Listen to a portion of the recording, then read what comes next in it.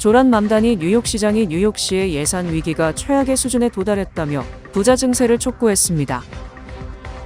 뉴욕시가 보편적 보육 서비스를 확대할 경우 최대 82억 달러의 재정이 필요할 수 있다는 분석이 나왔습니다. 뉴욕시 노숙자 텐트촌이 부활할 전망입니다. 퀸즈 한인회가 2026년 새해를 맞아 지역사회의 화합과 한인 위상 강화를 위한 본격적인 행보에 나섰습니다. 모두가 누릴 수 있는 권리, 바로 아름다움입니다. 키스는 누구나 더 쉽고 당당하게 자신의 아름다움을 즐길 수 있는 세상을 꿈꿉니다. 키스는 우리 모두의 미래가 더 아름답게 빛날 수 있도록 최선을 다할 것입니다. 당신의 아름다움의 모든 순간, 키스가 함께합니다.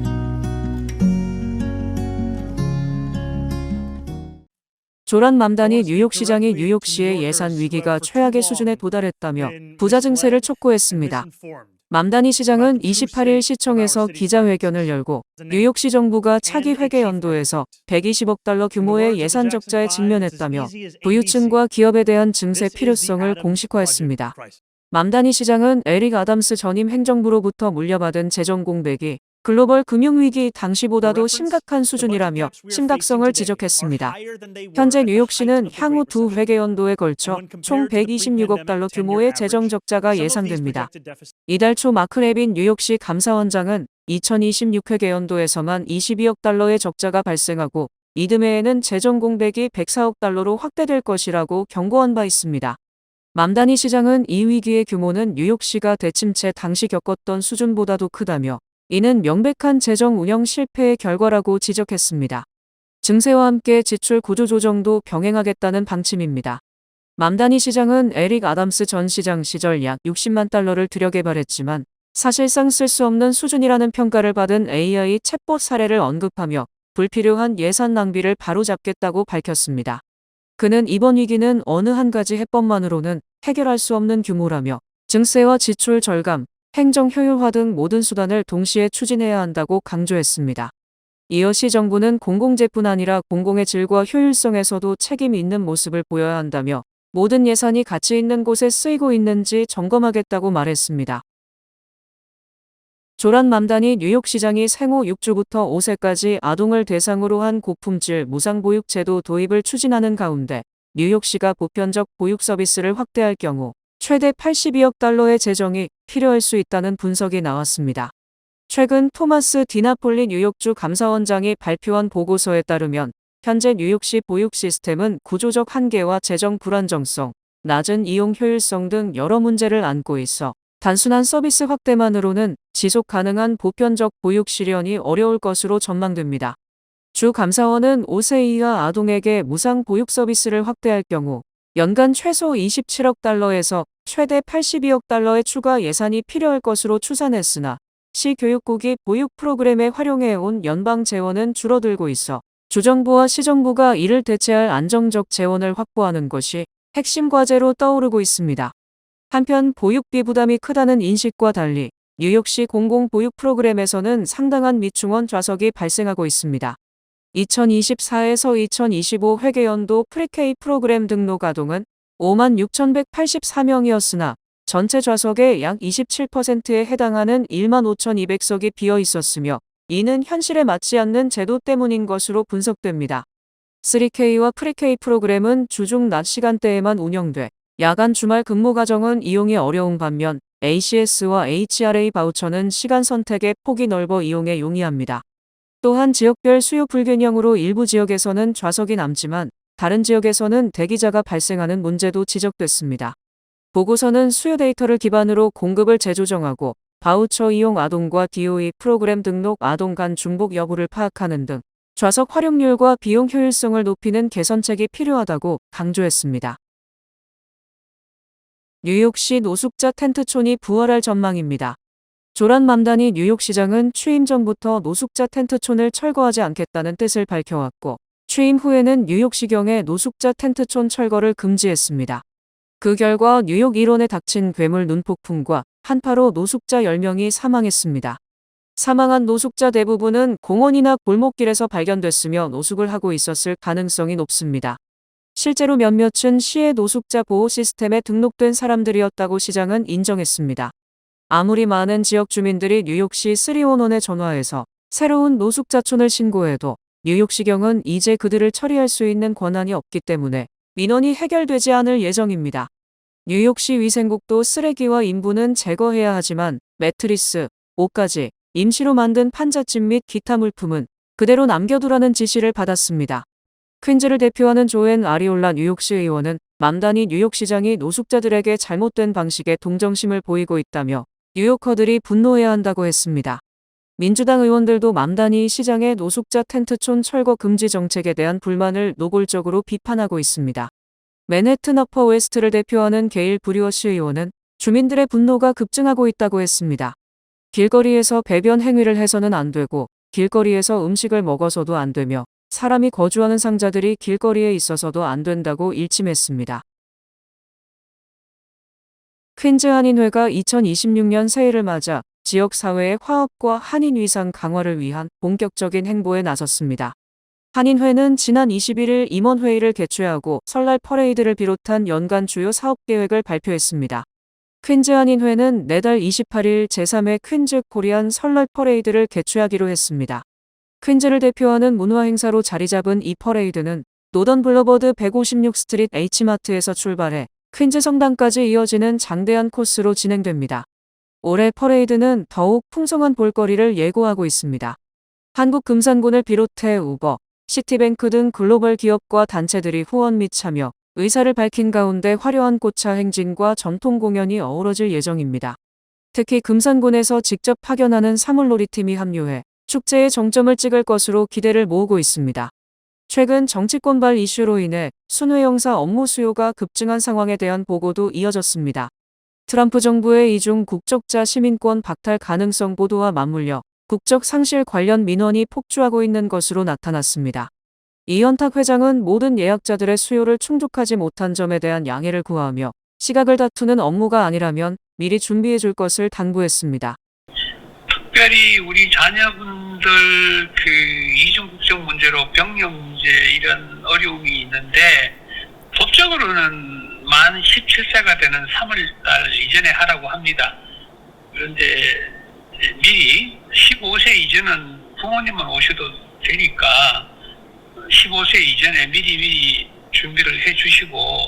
한인회에 따르면 현재 일반 영사 업무 예약은 이미 5월분까지 차 있는 상태입니다. 1월 순회영사는 영사관 이전 문제로 2월 5일 진행되며 2월 순회영사는 예정대로 2월 12일 진행됩니다. 지난해 뉴욕시 지하철 범죄가 전년 대비 4% 감소한 것으로 집계됐습니다. NYPD와 MTA가 1월 이사회 회의를 앞두고 공개한 자료에 따르면 2025년 지하철에서 발생한 주요 범죄는 2251건에서 2160건으로 91건 줄었습니다. 특히 강도는 455건에서 398건으로 57건 줄었고 중절도는 1183건에서 1142건으로 41건 감소하며 전체 하락세를 이끌었습니다. 살인사건 또한 2024년 10건에서 2025년 4건으로 60% 급감해 최근 5년 내 최저 수준을 기록했습니다. 캐시 호컬 뉴욕주지사와 NYPD는 2025년을 코로나19 팬데믹 시기를 제외하면 지난 16년 중 가장 안전한 해라며 지하철 환경 개선과 정부의 안전 시스템 구축 노력이 가시적인 성과를 내고 있다고 강조했습니다. NYPD는 2026년에도 추가 예산을 투입해 순찰 인력을 유지하는 한편 조명 개선과 플랫폼 안전장치 확충 등 환경 개선 정책을 지속 추진할 방침입니다. 도널드 트럼프 행정부의 불법 이민자 단속 과정에서 미국인 2명이 단속요원의 총격에 사망한 사건으로 미국 사회가 들끓고 있는 가운데 작년 7월 이후 총격으로 처벌받은 단속요원이 한 명도 없는 것으로 드러났습니다. 워싱턴 포스트는 지난 27일 지난해 7월 이후 국토안보부 당국자가 체포작전 과정에서 총을 발사하거나 자신들의 반대하는 시위 참가자에게 발사한 경우 등 총 16차례 총격이 있었는데 이들 사건과 관련해 연방이민세관 단속국 ICE, 국토순찰대, 국토안보수사국 소속 당국자 중 형사 기소되거나 징계를 받은 사람이 한 명도 없다고 전했습니다. 단속 요원의 총격은 대부분 로스앤젤레스, 시카고 등 국토안보부가 대대적인 불법 이민자 단속을 벌인 대도시에서 차량 탑승자를 검문하는 절차 중에 운전자에게 발사한 경우였습니다. 미국 시민 4명을 포함해 최소 10명이 총에 맞았고 그중 3명이 목숨을 잃었다고 워싱턴 포스트는 전했습니다. 워싱턴 포스트는 이들 사건에서 일종의 패턴이 있다고 소개했습니다. 우선 총을 쏜 단속요원 측은 총격 사건의 진상이 밝혀지기 전에 총격이 정당한 법 집행이었다는 입장을 발표하는 한편 신속하게 자신이 총을 겨냥했던 사람들을 중범죄 혐의로 기소하려 했습니다. 그렇게 이뤄진 형사기소 사건 10건 가운데 4건은 정부 측 주장과 상반되는 증거가 나오면서 공소 취소 또는 공소 기각됐다고 워싱턴 포스트는 전했습니다. 지난 7일과 24일 미네소타주 미니애폴리스에서 각각 아이스 요원의 총격으로 사망한 르네 니콜 굿과 알렉스 프레티 사건도 정부의 신속한 발표에 그와 모순되는 증거 발견의 패턴을 답습했습니다. 두 사람에 대해 정부 당국은 테러리스트 딱지를 붙이며 단속 요원이 정당하게 총격을 가했다는 주장을 폈지만 시민들이 촬영한 동영상에 따르면 희생된 사람들의 움직임에서 단속 요원들을 해칠 의도를 찾기 어려웠습니다. 연방 요원의 무차별적인 이민 단속 과정에서 미국인들이 잇따라 사망하는 등 논란이 확산하는 가운데 이를 총지휘하는 크리스틴 옴 국토안보부 장관에 대한 사퇴 압박이 가중되고 있습니다. 지난 27일 민주당 하킴 제프리스 하원 원내대표는 성명을 내고 놈 장관은 즉각 해임돼야 한다. 그렇지 않으면 하원에서 탄핵 절차에 착수할 것이라고 밝혔습니다. 그는 쉬운 방법으로 할 수도 있고 어려운 방법으로 할 수도 있다고 덧붙였습니다. 성명에는 캐서린 클라크 하원 원내총무, 하원 민주당 코커스 의장인 피트 아길라 의원도 이름을 올렸습니다. 이미 민주당의 로빈 켈리 하원 의원은 지난 14일 롬 장관에 대한 탄핵 결의안을 제출했습니다. 켈리 의원실에 따르면 이날 오후 기준 하원 민주당 의원 213명 중 160명 이상이 롬 장관 탄핵안에 서명했습니다. 공화당에서도 롬 장관에 대한 사퇴 요구가 나왔습니다. 톰 틸리스 상원의원은 롬 장관에 대한 신뢰를 완전히 잃었다며 장관이 물러나야 한다고 말했습니다. 리사 머카우스 상원의원도 롬 장관에 대한 신뢰를 잃었다며 틸리스 의원의 의견에 동의를 표했습니다. 이런 상황에서도 트럼프 대통령은 여전히 롬 장관을 엄호하고 있습니다. 그는 지난 27일 백악관에서 기자들과 만난 자리에서 롬 장관이 사퇴할 것이냐는 질문에 아니다라면서 롬 장관이 아주 잘하고 있다. 국경은 안전하다고 말했습니다. 트럼프 대통령이 경질서를 일축하긴 했지만 롬 장관은 내부 조사를 받은 것으로 전해졌습니다. 연방 하원에서 롬 장관 탄핵안을 승인하려면 단순 과반수가 필요합니다. 민주당 의원이 전부 찬성하더라도 공화당에서도 최소 3명이 찬성표를 던져야 하는데 가능성은 크지 않습니다. 또 설령 하원을 통과하더라도 상원에서 공직자를 유죄로 인정하고 파견하기 위해서는 3분의 2 이상의 찬성이 필요하기에 사실상 가능성은 희박합니다. 도널드 트럼프 대통령의 측근들이 미네소타주 미니애폴리스에서 발생한 시위대 피격 사망 사건 이후 기존의 강경한 태도에서 한 걸음 물러난 모습을 보이고 있습니다. 스티븐 밀러 백악관 부비서실장은 지난 27일 AFP 통신에 보낸 서면 인터뷰 답변에서 미니애폴리스에 투입된 이민 단속 요원들이 관련 규정을 위반했을 가능성이 있다고 밝혔습니다. 밀러 부비서실장은 지난 24일 X에서 프레티를 가리켜 연방 요원들을 죽이려 한 암살자라고 비난했는데 공식 언론 답변에서 사실상 이를 번복한 것입니다. 트럼프 행정부의 이민 정책을 설계한 당사자이기도 한 그는 백악관이 미네소타에 추가 인력을 파견하면서 체포팀과 시위대 사이 물리적 장벽을 구축하라는 등의 명확한 지침을 내렸다고 강조했습니다. 그는 이어 세관국 경보호국팀이 왜 해당 규정을 준수하지 않았는지 경위를 파악 중이라고 덧붙였습니다. 이와 관련 백악관은 밀러 부비서실장이 프레티 사망 사건을 언급한 게 아니라 현장 요원들의 일반적인 지침 준수 여부를 언급한 것이라고 설명했습니다. 또 백악관은 미네소타 작전 당시 요원들의 안전을 확보할 지원 병력이 왜 적절히 배치되지 않았는지 경위를 조사할 예정이라고 밝혔습니다. 이번 사건에서 단속 당국이나 개별 요원의 과실을 인정하기보다는 현장 지원 시스템이 제대로 갖춰지지 않았다는 점에 무게를 둔 것으로 풀이됩니다. 연방정부가 최근 75개국 국민에 대한 이민비자 발급을 중단한 가운데 이 같은 조치가 해당 국가 출신이 아닌 영주권 신청자들에게는 오히려 호재로 작용할 수 있다는 분석이 나오고 있습니다. 이민비자는 영주권 취득으로 이어지는 핵심 절차로 꼽히며 비자 발급이 중단될 경우 사실상 75개국에 해당하는 신청자들은 가족이민 영주권을 받을 수 없게 됩니다. 이민법 전문 변호사들에 따르면 이민비자 발급이 중단된 국가들에서 발생한 가족이민 영주권 미사용분이 취업이민 쿼터로 이월될 경우 다음 회계연도 기준 약 5만 개의 취업이민 영주권이 추가로 배정될 수 있습니다. 이민 전문 변호사 에밀리 뉴만은 27일 온라인 매체 파이낸셜 익스프레스의 지난 2024년 기준 대상국들에서 약 6만 7천 개의 가족이민 영주권이 발급된 것으로 추정된다며 지난해 1분기 발급 물량을 제외하더라도 약 5만 개가 향후 취업이민 쿼터로 넘어갈 가능성이 있다고 말했습니다. 한편 이번 조치로 늘어날 수 있는 취업이민 영주권은 특히 영주권 신청 적체가 심한 인도 출신 신청자들에게 유리하게 작용할 수 있다는 분석입니다. 미국 소아과학회가 올해 초 연방질병통제예방센터에서 내놓은 지침과 차이가 큰 아동기 백신 접종 권고안을 발표했습니다. 학회는 지난 26일 발표한 권고안에서 호흡기세포 용합 바이러스, A형 감염, B형 감염, 로타바이러스, 인플루엔자, 수막구균 질환 등을 포함한 감염병 18종을 예방하는 백신 접종 계획을 제시했습니다. 이는 기존 AAP 권고안과 CDC 지침과 사실상 똑같습니다.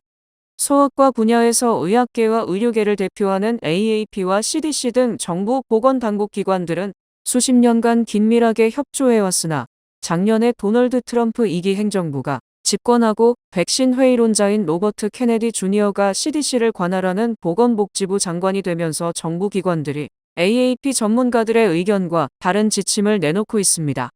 앤드루 러신 학회장은 과학적 근거에 기반하고 우리나라의 영유아, 아동 및 청소년의 건강에 최선의 이익이 되는 예방접종 권고안을 계속해서 제공할 것이라고 말했습니다. 앞서 CDC는 지난 5일 아동기 백신 접종 신규 지침에서 예방 대상 질병의 수를 11종으로 제시했으며 이는 당초 17종이던 기존 CDC 지침에 비해 대폭 줄어든 것입니다. 올해 세금 환급 규모가 최대 30%까지 늘어날 것으로 전망되면서 IRS는 납세자들에게 무료 전자 직접 입금 방식을 적극적으로 활용할 것을 권고했습니다. IRS 자료에 따르면 통상적으로 납세자 4명 중 3명이 환급을 받으며 2025년 평균 환급액은 2,939달러였습니다. 올해는 도널드 트럼프 대통령의 대규모 세금 지출 법안에 포함된 새로운 조항들로 인해 환급액이 최대 30%까지 늘어날 수 있다는 분석도 나오고 있으며 이는 지난해 평균 환급액을 기준으로 882달러가 늘어나는 셈입니다. 현재 납세자의 90% 이상이 직접 입금 방식으로 환급을 받고 있지만 IRS는 이 비율을 더욱 높일 예정이며 지난해 9월 30일부터 개인 납세자에 대한 종이 수표 발급을 단계적으로 축소하고 있습니다. 세금 소프트웨어나 우편 신고 모두 환급 방식으로 직접 입금을 선택한 뒤 은행 라우팅 번호와 계좌번호를 입력하면 되지만 우편 신고의 경우엔 숫자가 하나라도 틀릴 경우 종이 수표가 발송돼 환급이 지연될 수 있습니다. 올해처럼 환급액이 큰 경우 환급금을 여러 계좌로 나누어 받는 것도 가능해 일부는 생활비로 일부는 저축용으로 활용할 수 있습니다. 전자신고 시 소프트웨어를 통해 설정하거나 우편 신고 시 IRS 양식 8888을 사용하면 되고 환급금은 최대 3개의 계좌로 나눠 수령할 수 있습니다. 환급 규모가 커지면서 조기 보고도 늘어날 것으로 보입니다. 통상 3월 말에 보고가 몰리지만 올해는 환급이 예상되는 납세자들이 이르면 2월 말에도 본격적으로 세금 보고에 나설 것으로 보입니다. 환급은 전자신고와 직접 입금을 선택한 경우 대부분 21일 이내에 완료됩니다. 뱅크 오브 호프가 드리는 경쟁력 있는 이자율에 6개월 및 9개월 프로모 플러스 CD 가까운 뱅크 오브 호프 지점에서 만나보세요. 이 프로그램은 최고의 금융 서비스로 당신을 존중하는 뱅크 오브 호프 제공입니다. 주요 단신 전해드립니다. 최근 폭설과 한파로 피해를 본 14개 주에서 사망자가 발생했으며 AP통신은 관련 사망자가 최소 50명에 달한다고 전했습니다. 하이브리드 항공사 에어프레미아가 오는 2월 1일부터 전 노선을 대상으로 기내 안전 강화를 위해 보조 배터리 사용을 전면 금지한다고 발표했습니다. 군사력 평가기관 글로벌 파이어파워가 27일 공개한 2026 군사력 랭킹 순위에 따르면 한국은 조사 대상국 145곳 가운데 5위로 집계됐습니다. 모건 스탠리가 26일 발표한 보고서에 따르면 영국 기업들은 AI 도입 이후 지난 12개월간 순 고용이 8% 감소했으며 이는 국제 평균의 2배에 해당하는 수치입니다. 프랑스 하원이 15세 미만 청소년의 SNS 사용을 금지하는 법안을 통과시켜 상원에서 가결되면 입법이 완료될 예정입니다. 전미에너지지원이사협회는 겨울 폭풍과 한파로 인해 많은 미국인들이 폭등한 난방비를 감당하지 못할 것이며 체납 예상액은 280억 달러에 이를 것이라고 밝혔습니다. 암학회 학술지 캔서에 따르면 한 주의 알코올 함량 16%인 소주 4.3병이나 맥주 500ml 11캔 수준의 과음을 평생 해온 사람은 음주량이 거의 없는 사람에 비해 대장암 위험이 25%, 직장암에 걸릴 위험은 2배 높은 것으로 밝혀졌습니다. 방탄소년단의 소속사인 빅히트 뮤직은 지난 24일까지 공연 예매를 진행한 방탄소년단의 월드투어 아리랑의 북미, 유럽 공연이 전회차인 41회 공연 모두 전석 매진됐다고 전했습니다. 날씨 전해드립니다. 목요일인 내일은 흐리고 매우 춥겠습니다. 낮 최고 기온은 22도, 최저 기온은 8도입니다. 해 뜨는 시간은 7시 9분, 해 지는 시간은 5시 10분입니다. 이상으로 주간 날씨와 세계 날씨 전해드립니다.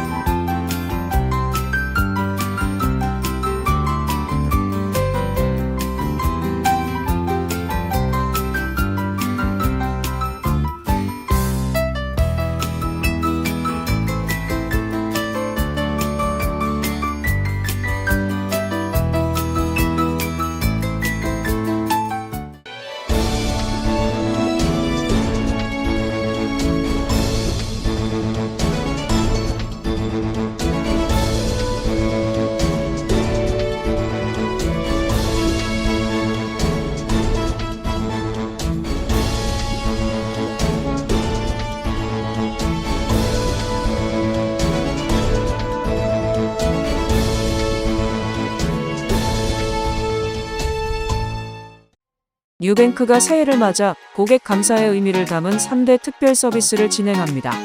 먼저 올해도 무료 세금 보고 지원 프로그램을 운영합니다. 저소득층과 시니어 등을 대상으로 무료 세금 보고를 도와주는 것이 핵심입니다. 두 번째로 설 명절 한국 무료 송금 서비스를 제공합니다. 뉴뱅크 계좌를 보유한 개인 고객은 최대 3,000달러까지 무료 송금할 수 있습니다. 세 번째로 목돈 마련을 원하는 고객을 위해 1년 만기 고정금리 4.75%의 적금 상품을 제공하고 있습니다. 이상으로 1월 28일 수요일 TKC 뉴스데스크 여기서 마치겠습니다. 시청해주신 여러분 고맙습니다.